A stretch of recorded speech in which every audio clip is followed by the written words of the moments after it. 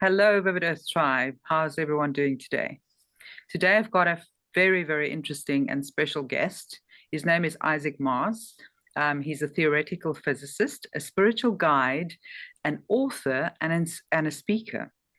A fascinating guy with a wide range of talents and knowledge, even for his young age. And I really wanted to bring him onto the channel to discuss specifically natural law, sovereignty, claiming our power back, and all of the subjects that I mentioned before, touching on Jasara and Nasara.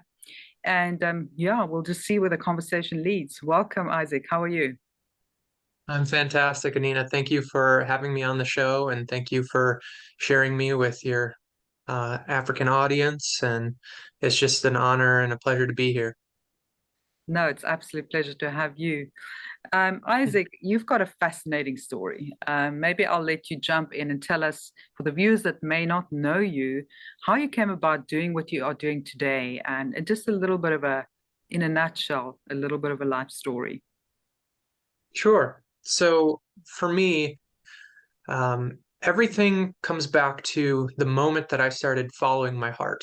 That's the biggest thing. And I know that for many people out there, that might sound a little bit cheesy or whatever, but for me, I had these ideas ever since I was a small child that I was going to do something that was going to influence the entire world.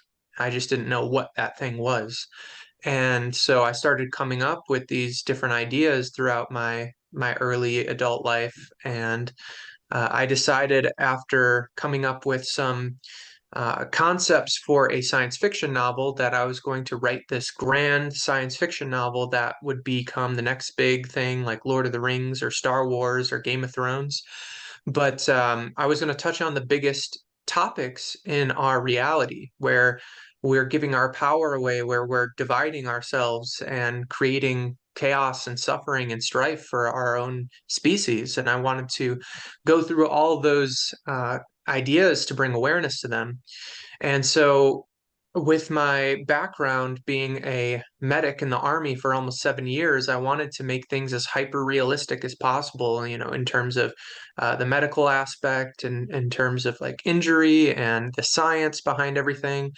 And when I finally started following my heart and actually typing out the story and writing the words down on the paper rather than just creating the characters and the plot and everything like that, once I finally started typing and facing my fear of, what if it's not good enough, that's when I started to get this idea that I wanted to not only explain the science on the biological scale realistically, but the science of time and how reality works in that capacity as realistic as possible.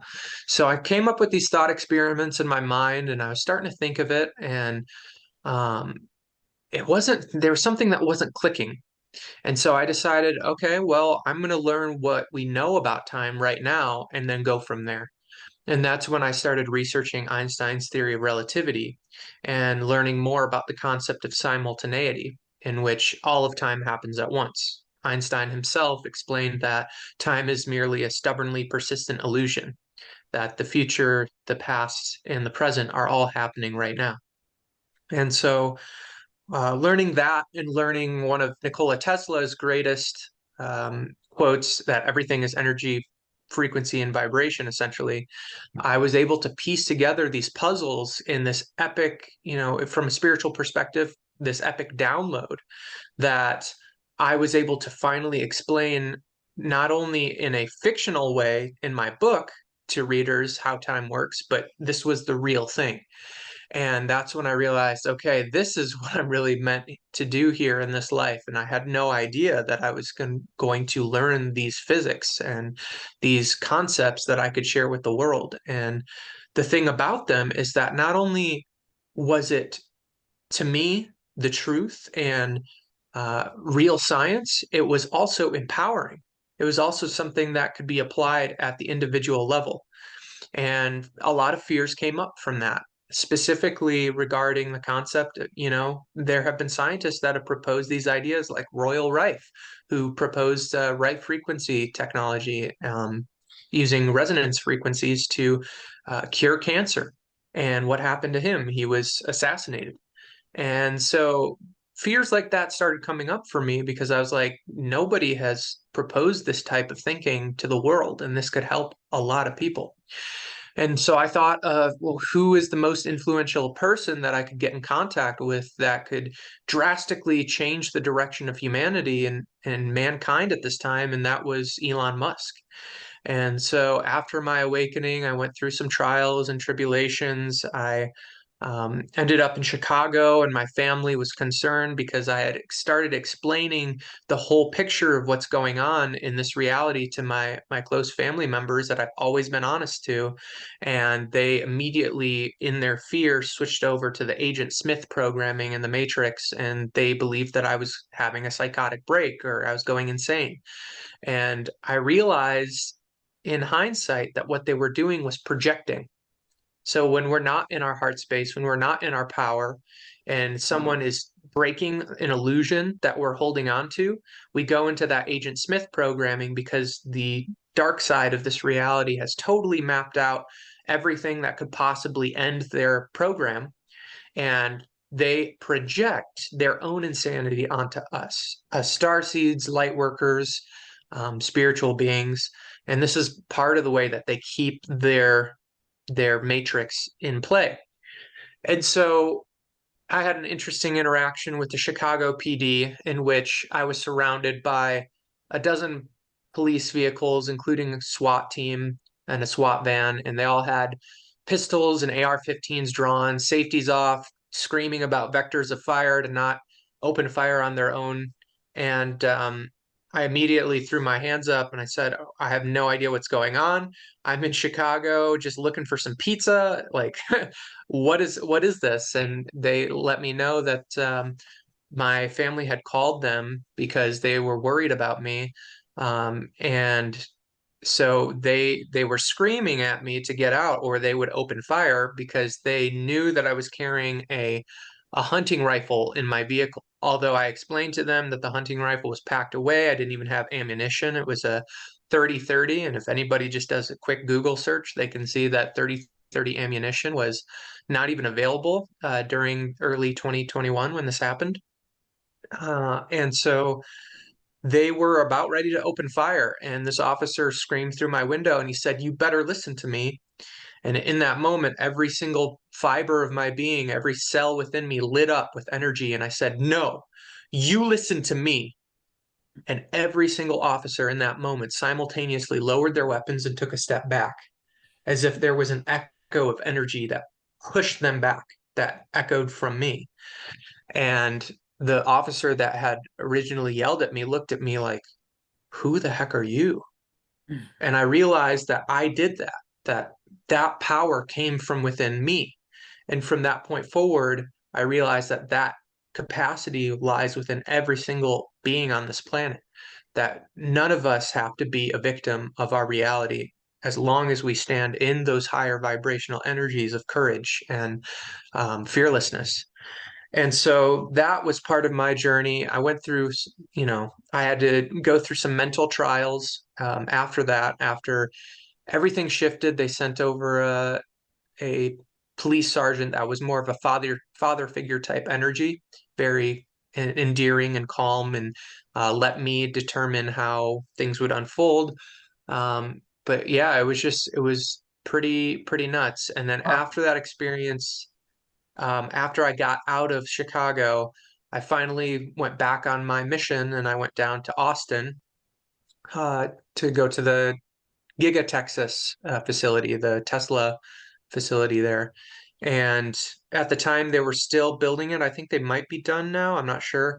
But I was at the front gate and I was explaining to the security guards, "Hey, I'm here to talk to someone. I have a lot of information for Mr. Musk that's going to change his entire trajectory on what he thinks. I'm a theoretical physicist." And the security guards, they were sort of hesitant, but they were calm. And then they asked who I was, and I told them my legitimate name. I said, Isaac Mars. And some people have said, well, maybe Mars threw them off. Maybe they thought it was a made up name. And I'm like, well, what am I supposed to do? Make up a new name and tell them a fake name? And so I told them my name, Isaac Mars, and immediately it's like their demeanor shifted from who is this guy to aggressive, almost like they're like, you have to leave right now. And I was like, what the heck? I worked in security for a year. You don't just tell someone at the front gate that they have to leave, especially when they're claiming to have some very important information for the company you work for. And so it just, none of it made sense. And so I said, well, I'd rather have negative attention than no attention. So I said, I'm not going to leave. I'm going to park right here because this is ridiculous. All I want is a phone number. I've tried every phone number, every email I could. Nobody's responding to me, and I have very important information for Mr. Musk, and they just refused. And so the police arrived very quickly, and I did everything I could to try and get someone's attention as they were leaving on the evening shift change. And I definitely got some people to turn their heads, but nobody was willing to stop and see what was going on. And, it was all part of the divine plan, I would say, um, because I needed to go into the place I went to next, which, the officers, they got my window down and they ended up putting me in cuffs, and I went into So you were jail. not even, you didn't even get out of the car at that point. Nope. And I wasn't, from my perspective, I wasn't even on the property. I was at the front gate, but Yeah. they claimed that, the gate was on the property, yada, yada, yada. So they arrested me for criminal trespassing, is what they were saying. And I went through some really dark things in there, Anina. I didn't fully integrate it in that experience, what was actually happening. But in hindsight, after talking to a physician assistant friend of mine, he looked at me dead in the eye. He said, no, they tried to kill you in there. They tried to assassinate you. And the way that they did that is they claimed that they were giving me a tuberculosis test, I think on the second or third day that I was in there. And by that time, I had already decided to stop eating the food because every time I did, it felt like my stomach was going to rupture. And so they they give me this tuberculosis test, which I had been trained on in the Army because I was a medic. So I knew in my training that you check a tuberculosis test within 15 to 30 minutes. Why? Because TB is one of the most contagious diseases on this planet. That's why they, claim they need to give that test in the first place. And so in my training, it was 15 to 30 minutes. Well, according to that nurse, and according to a drastic shift in mainstream medicine across the board, they're saying, no, you check the TB test within 2 to 3 days now. Well, how the heck does that make sense if it's the most contagious disease known to man and we were able to check it within 15, 30 minutes in our past? It doesn't make sense. I mean, they're just blatantly shifting mainstream medicine to take more advantage of us. And so the thing is, that nurse never even came back within the 2 to 3 days. She never checked it. They never took another blood pressure or vital signs after that. And over the next 2 to 3 days after that injection, I felt my heart rate increase.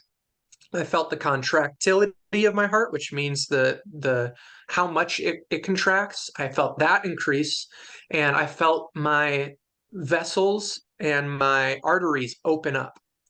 And so there's this vasodilation along with these other two symptoms, and I felt like my heart was pounding out of my chest. And after about a day or so of this, my abdomen felt like it was going to burst.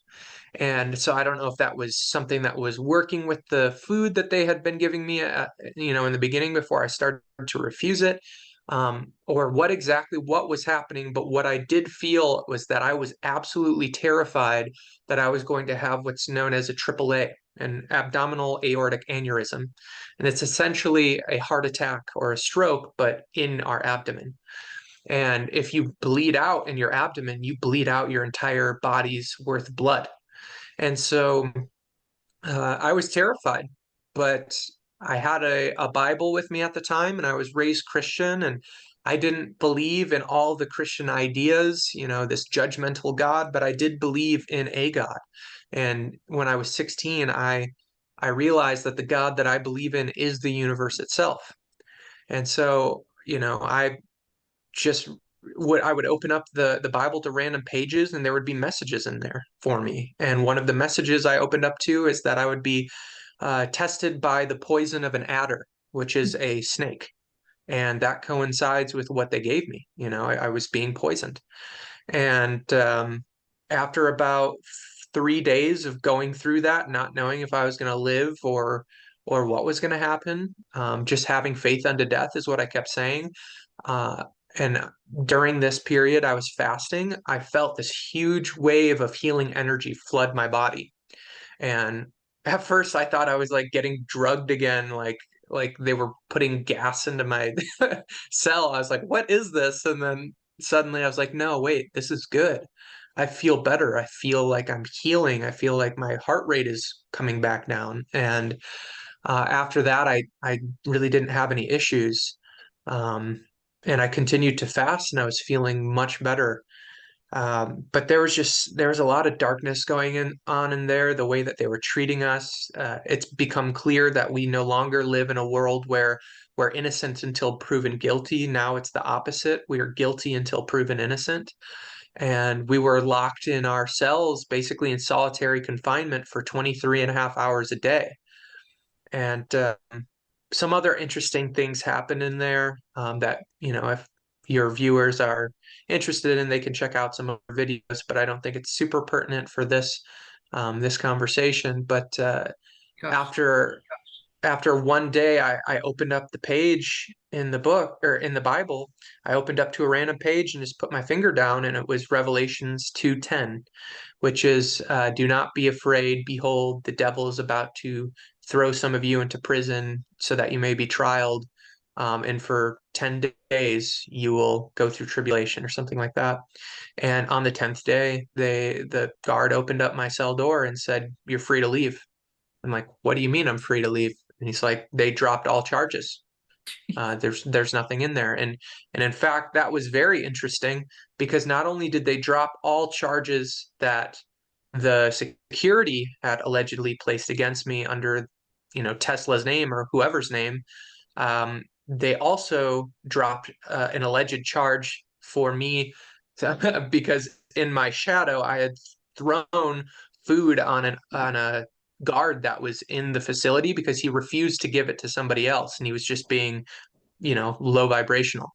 And so in my anger that he wouldn't just be nice and compassionate to someone else who really wanted my food, I said, "You know what? Screw this guy." And I got some food on him. And he said, "You know what? I'm suing you. I'm pressing charges for assault on an officer."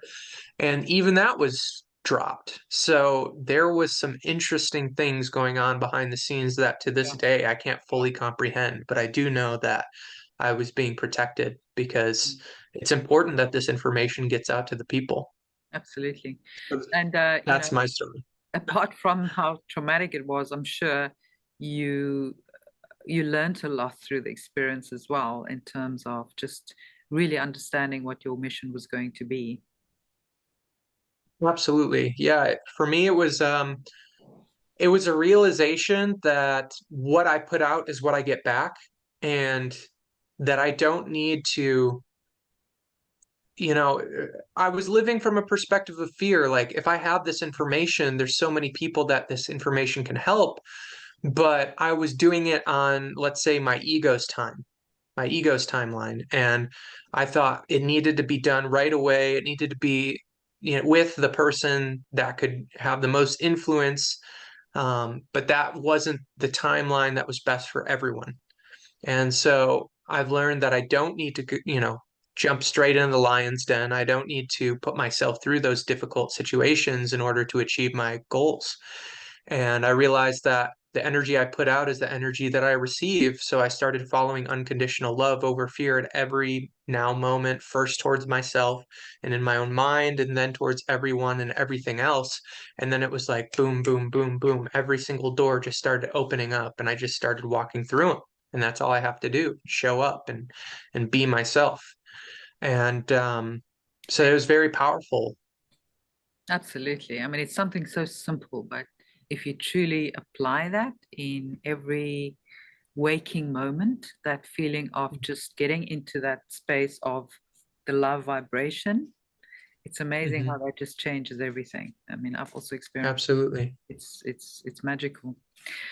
So tell us a little bit more about what are some of the major things that you're working on right now that you find exciting or yeah, just a step forward in this global awakening. Sure. So, as you mentioned earlier, I am a published author, and I wrote the Universal Natural Intelligence Theory of Energetics, which the shorter title that I use for my book is Unity Theory, and this is it right here. So, the tagline on this book is "The impossible is possible," because what Unity Theory explains is that essentially the only way that we could ever perceive linear time, the way that we experience it, from the beginning to the end, is if all infinite moments imaginable simultaneously exist.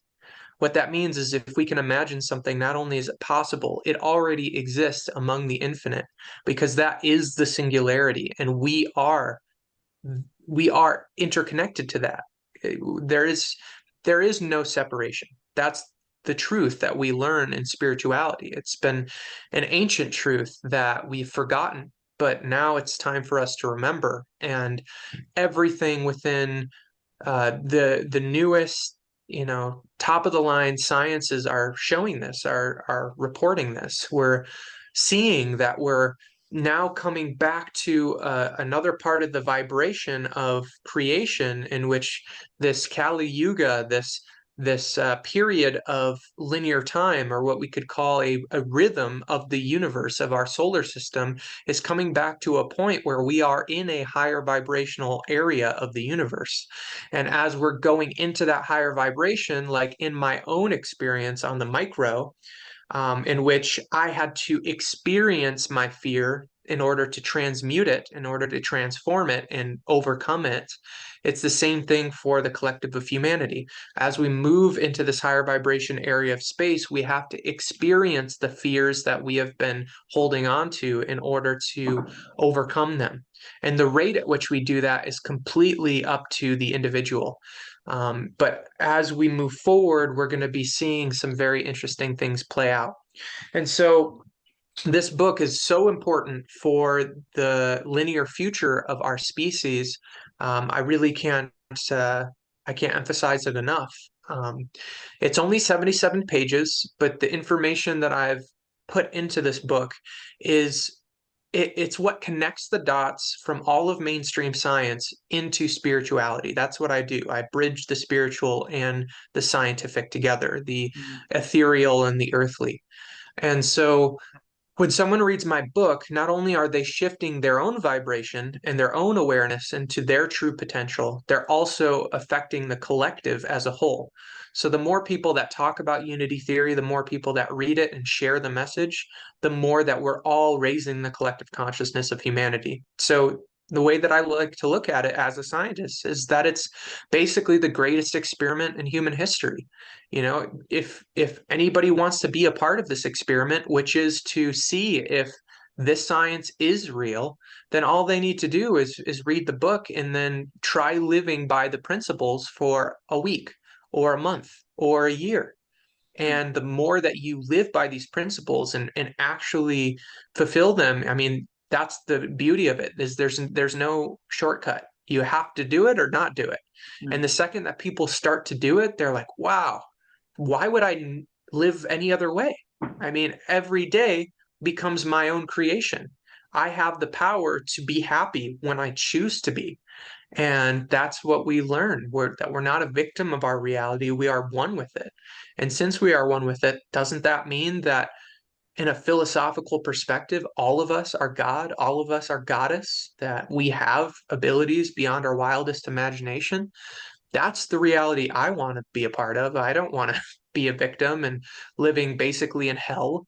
Um, Mm. what I often say is hell is in the mind and heaven is in the heart. And the more that I live from that heart space, the more that that is exactly what I experience. Even with the chaos going around me, when I live Yeah. from that heart space, Yeah. It doesn't affect it's you. beautiful. Hmm. You just trust that it'll all work out for the best, and you do your bit in terms of raising the collective frequency.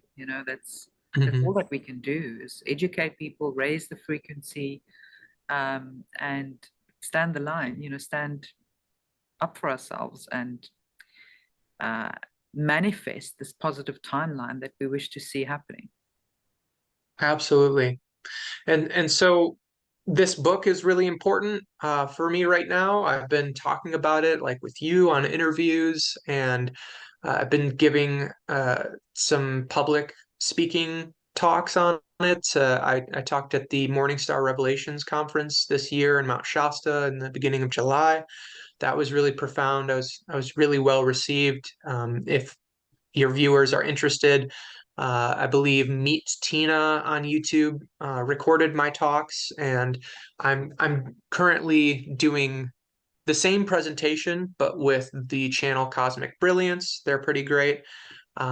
But that information's out there. It's a lot to go through. Mm. But I've been doing that, and I'm letting people know that I'm ready for other like-minded scientists. I'm ready to collaborate with others that are in that heart space. I am being protected by the universe from working with scientists that are still in ego, that are still Yeah. trying to win or compete with each other. Uh, and it's interesting because many of these scientists are allegedly working on this whole unified field theory.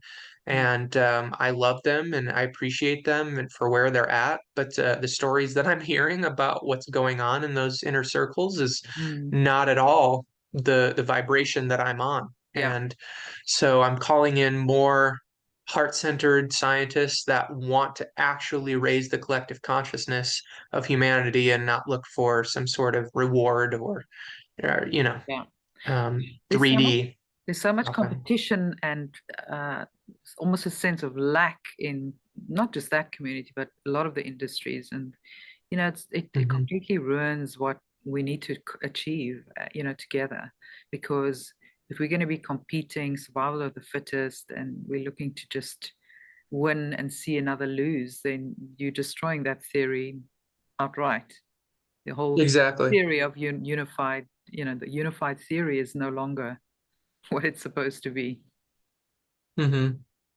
And that's really important, and that's really wise of you to say, Anina, because that's something that I bring awareness to even in my own community in Sedona, Arizona. I explain to people that are still in the older egoic mentality, in survival mentality, that there have been situations in which these wounded beings, they're lashing out at others and saying, oh, they need to be punished or they need to be excluded. And I explain to them, don't you realize that the very things that you are claiming to be against, abuse and people hurting people, that you are feeding the same reality, you are tapping into the same vibration you're claiming to be against, Yeah. and it's totally, you know stopping the growth. And a lot of them, they're not ready for that, and that's why it's so important that we do learn these aspects that we can learn from unity theory, which is completely different from unified field theory, by Yeah. the way. There Yeah. are a lot of overlapping themes, Mm. but this theory is completely from me. Yeah. Um, Yeah. and and again, I don't have all the answers. That's why I want to collaborate too. This is Yeah. version Yeah. 1.0. I'm ready to bring, a version with pictures into it. I'm looking for an illustrator that wants to collaborate. I'm ready to bring other ideas. Something that I've considered exploring is how the Big Bang actually happened. And to me, it's not a Big Bang, it's a big